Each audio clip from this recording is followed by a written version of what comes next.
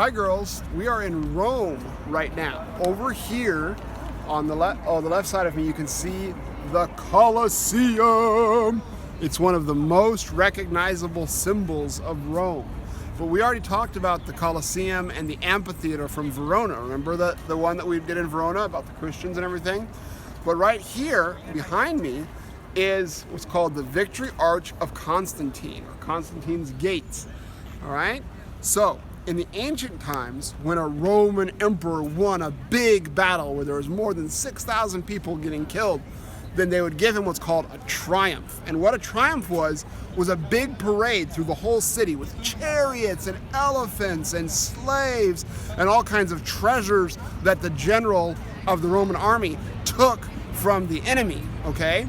And if you had a really big triumph, then guess what you would get? The Senate would build you a monument.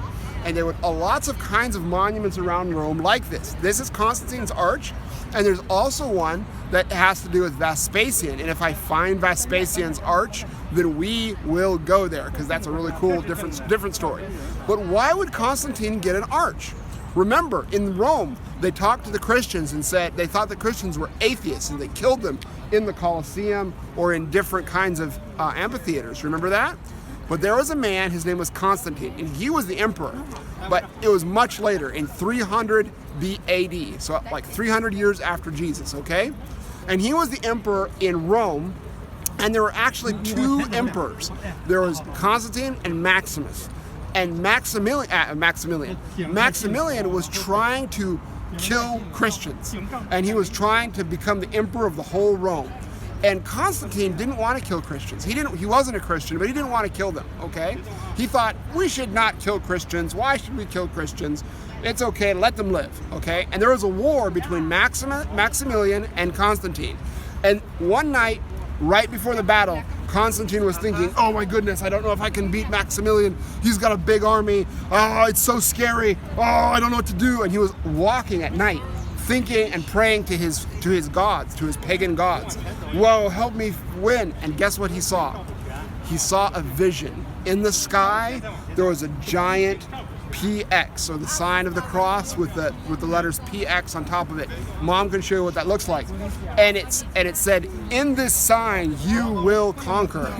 And that's the sign of the Christians. So Constantine told all of his soldiers, put the sign of the Christians on your shields and we will win.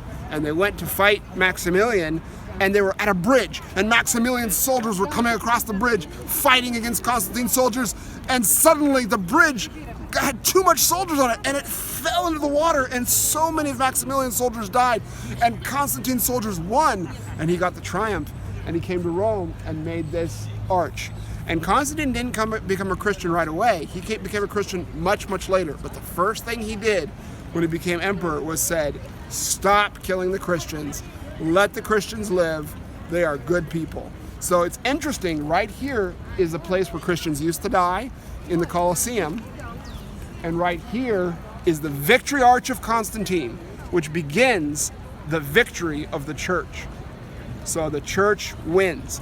William Durant, a historian that I'm going to make you guys read in his book, Caesar and Christ, says, Caesar and Christ met in the Colosseum, and Christ overcame. So the Victory Arch of Constantine is the beginning of when the Christians get to win. All right, so let's go look for something else, some cool more stories in Rome, because there's lots of them. All right, let's go.